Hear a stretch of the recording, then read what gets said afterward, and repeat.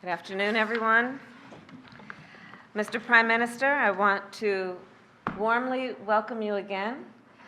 It has been not since 1995 that a Prime Minister of Jamaica has visited the White House. And so President Joe Biden and I are very honored and very excited about your presence here today to reaffirm the strength of the relationship between the United States and Jamaica and the Caribbean as a whole, but also on this, the 60th anniversary, not only of Jamaica's independence, but of the diplomatic relationship between Jamaica and the United States. As I told the Prime Minister privately, and I will say it again publicly, this is a very important relationship to the United States. We take very seriously our membership in the Western Hemisphere, and we are acutely aware of the interconnection and interdependence between the United States and Jamaica. As a point of personal privilege, I grew up going to Jamaica.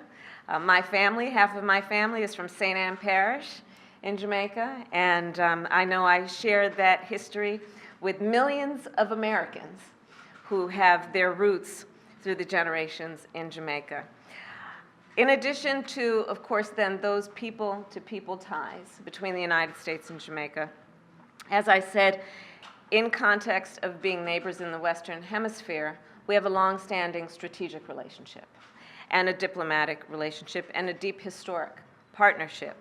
And it is in furtherance of that that I'm proud and pleased to announce today 3 specific initiatives that the Prime Minister and I discussed that are in furtherance of the strength and the importance of that relationship. We talked extensively about the Prime Minister's approach and the need of Jamaica to continue to invest in its prosperity, in its economic health and strength. To that end, the United States, and I'm announcing today, will be investing $20 million to assist in the strengthening and the expansion of Jamaica's commerce in a way that we fully intend will have an impact in strengthening the economy of Jamaica and drive economic growth. We also recognize, just as it has been in the United States for Jamaica, one of the issues that has been presented as an issue that is economic in the way of its impact has been the pandemic. So to that end, we are announcing today also that we will assist Jamaica in COVID recovery by assisting in terms of the recovery efforts in Jamaica that have been essential to, I believe, what is necessary to strengthen not only the issue of public health, but also the economy. And this is on top of more than what we have done throughout the year since the start of the pandemic, $12 million in COVID assistance, and more than 600,000 vaccinations or vaccines that have been donated. Lastly, but most importantly, a great part of our conversation, Mr. Prime Minister, that we appreciate has been about the priority we share for security in the region, as well as the issue of crime prevention. So we discussed, of course, the priority that your government places on both those issues, and we agree that one area of important focus is on youth and on, as you said, the human capital of Jamaica.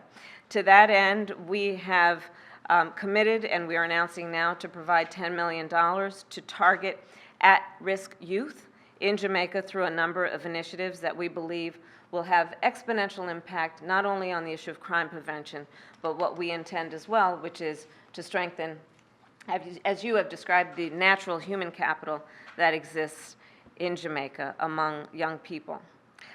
And finally, our conversation spanned not only those issues, but issues that are about a global significance. And to that end, I thank the Prime Minister for the leadership that he has offered in the context of votes that have been taken in the United Nations, and in terms of Jamaica's strong stand in joining the United Nations and the United States in condemning Russia's aggression in Ukraine.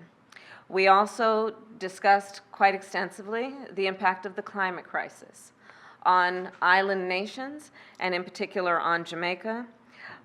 We discussed, and from my perspective, I recognize and we recognize that the world's emissions have an outsized effect in the Caribbean, including on Jamaica. And I thank the Prime Minister for his leadership in that regard, and we are eager to partner with the Prime Minister on what we can do to invest and prioritize climate resilience, but also an investment in renewable energies, understanding that this is about energy sources, and it is also about human capital and development and supporting the economy there. So, in conclusion, I will say that the United States and Jamaica continue to be close friends with many, many issues in common, and this partnership is an important one and an enduring one for the United States, and we look forward to strengthening and continuing to strengthen the relationship. Mr. Prime Minister, again, welcome and thank you. Thank you, Madam Vice President. Good afternoon, everyone. Ladies and gentlemen, it is a great pleasure to be hosted here at the White House. My team and I are grateful for the very warm reception we've received. Madam Vice President, from the outset, let me say thank you for the announcements that you have made for support for Jamaica in the areas of commerce, health, and COVID-19 recovery, and for us, very importantly, human capital development, and also for the commitment for further strategic dialogue as to how Jamaica and the region on a whole can be supported, particularly in transitioning our democracies into prosperous economies. And that has been the essence of our conversation. Indeed.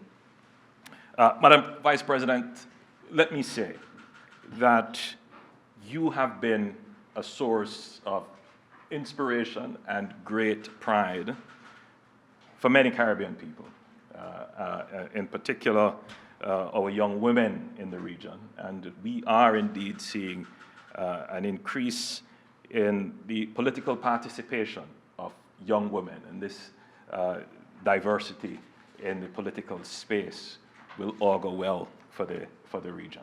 And I want to congratulate you, on your leadership and your accomplishments. Thank you. This visit takes place in the context of Jamaica celebrating 60 years of independence and 60 years of diplomatic relations with the United States. The United States was one of the first countries to recognize newly independent Jamaica. And we have had that very strong relationship since.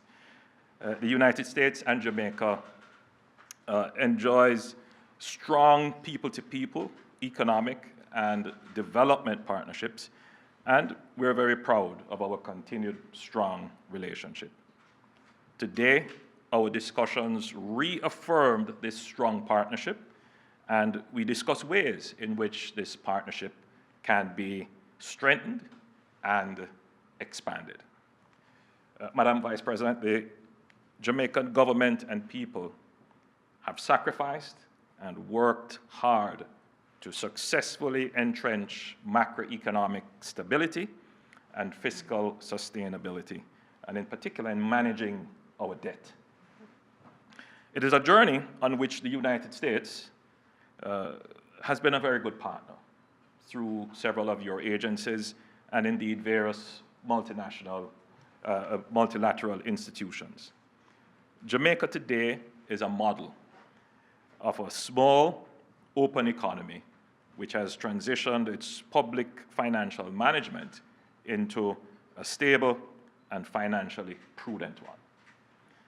To secure these gains, we must now turn our attention to addressing the vulnerabilities that have been exposed within the context of a pandemic and other global developments, particularly in relation to energy security. In this regard, growth, infrastructure, human development, national security, and as noted, energy security are areas of priority. We believe these areas also coincide with the United States' interests in ensuring that the region is secure, peaceful, stable, and prosperous. We have presented an overall plan to secure Jamaica's prosperity and growth, and have provided an outline on how our focused partnership with the U.S. can deliver on the promise of the great future that Jamaica envisions, particularly as we herald in our 60th year of independence. In this regard, Jamaica will redouble our efforts in tackling illegal trafficking of weapons and persons, the lottery scam, and other transnational crimes. To address this in a decisive way, we are seeking to foster increased partnerships and collaboration on information and intelligence sharing, extradition, and other law enforcement efforts. On the economic development front, we reiterated that we would welcome refocused attention on Jamaica in areas of security, energy, capacity building, infrastructure, and nearshore digital technology hubs. Madam Vice President, I thank you for your time today, and again, we welcome the announcements you have made in support of Jamaica. Our strong and deep relationship with the United States is built on our shared democratic values and principles. It is an enduring relationship. We look forward to working with you to leverage the strength of our partnerships to enhance the security, peace, well-being, and prosperity of the region.